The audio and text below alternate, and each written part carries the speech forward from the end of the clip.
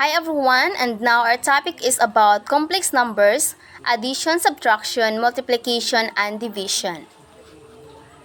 Complex number is an element of a number system that contains the real numbers and a specific element, denoted I, called the imaginary unit, and satisfying the equation I to the power of 2 equals negative 1. In adding and subtracting a complex number, add or subtract the real parts, then add or subtract the imaginary parts. For example, number 1. Quantity of negative 1 plus 2i plus quantity of 3 plus 3i is equals. Add or subtract the real parts, which is negative 1 plus 3, and the imaginary parts, which is 2i plus 3i. Negative 1 plus 3 is equals to 2, and 2i plus 3i is equals 5i. So the result is 2 plus 5i. Example number 2. Quantity of 2 minus 3i minus quantity of 3 minus 7i is equals. First copy the 2 minus 3i, then distribute the negative sign to 3 minus 7i. So we have 2 minus 3i, then negative times 3 is equal to negative 3, then negative times negative 7i is equal to positive 7i. Then we have 2 minus 3 minus 3i plus 7i. Then let's subtract the real parts, which is 2 minus 3 equals negative 1, and the imaginary parts we have negative 3i plus 7i, which is equals 4i. So the result is negative 1 plus 4i. Example number 3. 2i minus quantity of 3 plus I plus quantity of 2 minus 3i is equals. First copy the 2i, then distribute the negative to 3 plus I. So we have 2i minus, we have negative times 3, we have negative 3. Negative times positive I, we have negative I. Plus 2 minus negative minus 3i. So let's add the real parts, which we have negative 3 plus 2. The imaginary parts we have positive 2i minus I minus 3i. So negative 3 plus 2, we have negative 1. And 2i minus I equals I minus 3i equals negative 2i. So the answer is negative 1 minus 2i. Multiplying a complex number. Treat the i's like a variables, then change any that are not to the first power. Example, we have negative I times quantity of 3 plus I equals.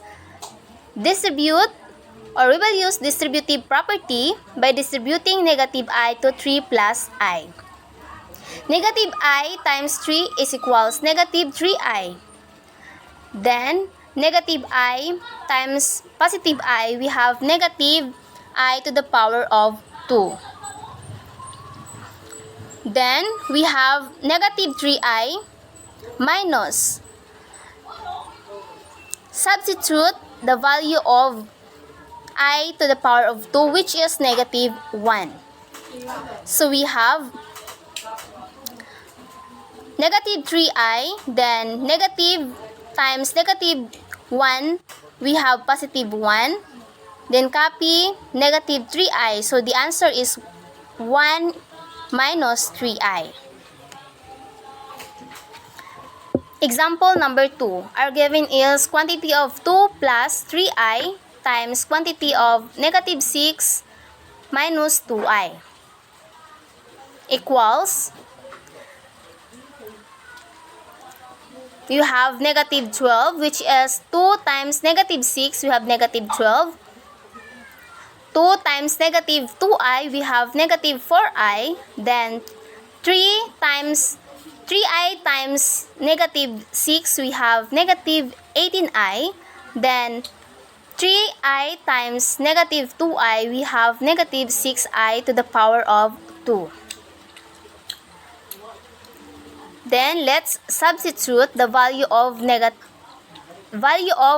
to the power of 2. So we have negative 12 minus 4i, negative 4i minus 18i. So we have negative 22i. Then minus 6, which is the value of I to the power of 2 is negative 1. So we have negative 12 minus 22i plus negative 6 times negative 1, we have positive 6. Then, let's solve. We have negative 12 plus 6, we have negative 6. Then copy the imaginary part, which is negative 22i. The result is negative 6 minus 22i. Example number 3. Our given is quantity of negative 3 plus I times quantity of 8 plus 5i equals negative 3 times 8, we have negative 24. Negative 3 times 5i, we have negative 15i. Then I times 8, we have positive 8i. Then I times 5i, we have positive 5i to the power of 2. Then second one, we will substitute again the value of I to the power of 2, which is negative 1. So we have negative 24, then add the negative 15i plus 8i, so we have negative 7i plus 5 times negative 1, which is negative 1 is the value of I to the power of 2. Then we have negative 24 minus 5, which is 5 times negative 1 equals negative 5. Then copy the negative 7i. Then solve. We have negative 24 minus 5 equals negative 29. Then copy the negative 7i. So the result is negative 29 minus 7i. Dividing. So for examples, number 1. 5 minus 2i all over 3 plus 8i.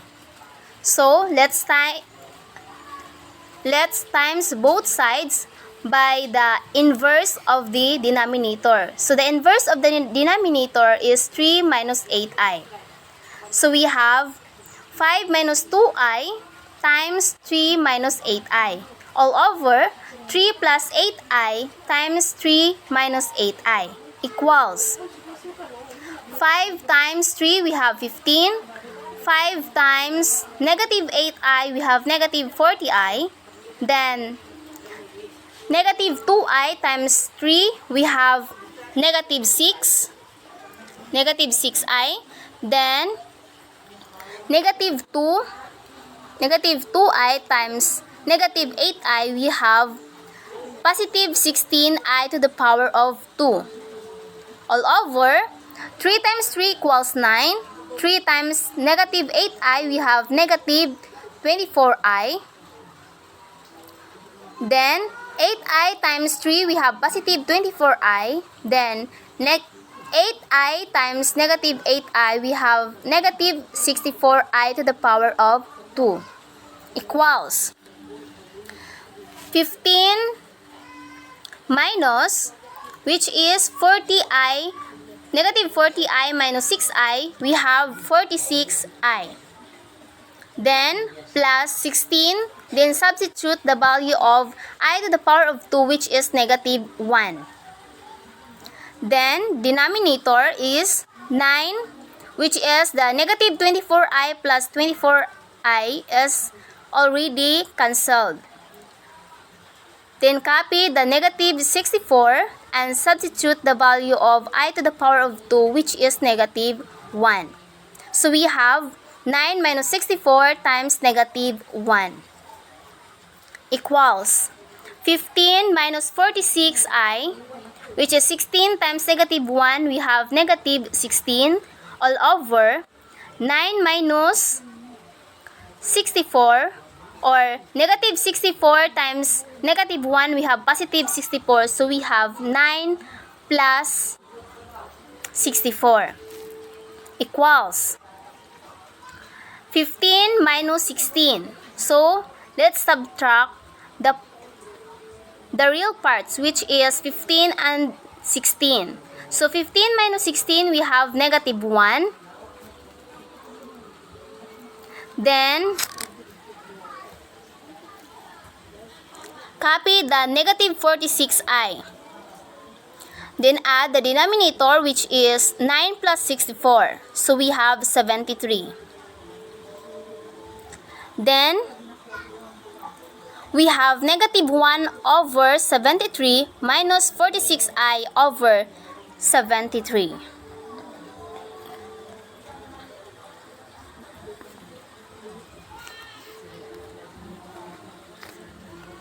So example number 2, we have quantity of 3 plus 11i all over negative 1 minus 2i. So as what we have done in the first example, we will multiply both numerator and denominator by the inverse of denominator. So the inverse of denominator is negative 1 plus 2i. So we have 3 plus 11i times quantity of negative 1 plus 2i. All over negative 1 minus 2i times quantity of negative 1 plus 2i. So we have 3 times negative 1, we have negative 3. 3 times 2i, we have positive 6i.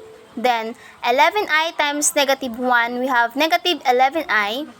Then 11i times 2i is equals positive 22i to the power of 2. All over negative 1 times negative 1, we have positive 1. Negative 1 times 2i, we have negative 2i. Then negative 2i times negative 1, we have positive 2i. And then negative 2i times 2i is equals negative 4i to the power of 2. Remember that if you multiply negative times negative, its result positive, and positive times positive is equals positive, and negative times positive is equals negative, and positive times negative is equals negative. Equals, so let's proceed. So we have negative 3 minus, we have 6i minus 11i, we have negative 5i. Then, plus 22. Then substitute the value of I to the power of 2, we have negative 1. Then, our denominator is 1. Negative 2i plus 2i is equal to 0. Then, negative 4 times the value of I to the power of 2 is negative 1. Then, negative 3 minus 5i minus 22, which is 22 times negative 1 equals negative 22. All over 1 minus 4 times negative 1, we have 1 plus 4 equals negative 3 minus 22, we have negative 25 minus 5i all over 1 plus 4. 1 plus 4 is equal to 5. So we have negative 25 over 5 minus 5i over 5 equals. So negative 25 over 5, we have negative 5. And 5i all over 5, cancel the 5. So we have negative 5 minus I. Thank you for watching, and thank you for being a responsible listener. Thank you, and God bless you all.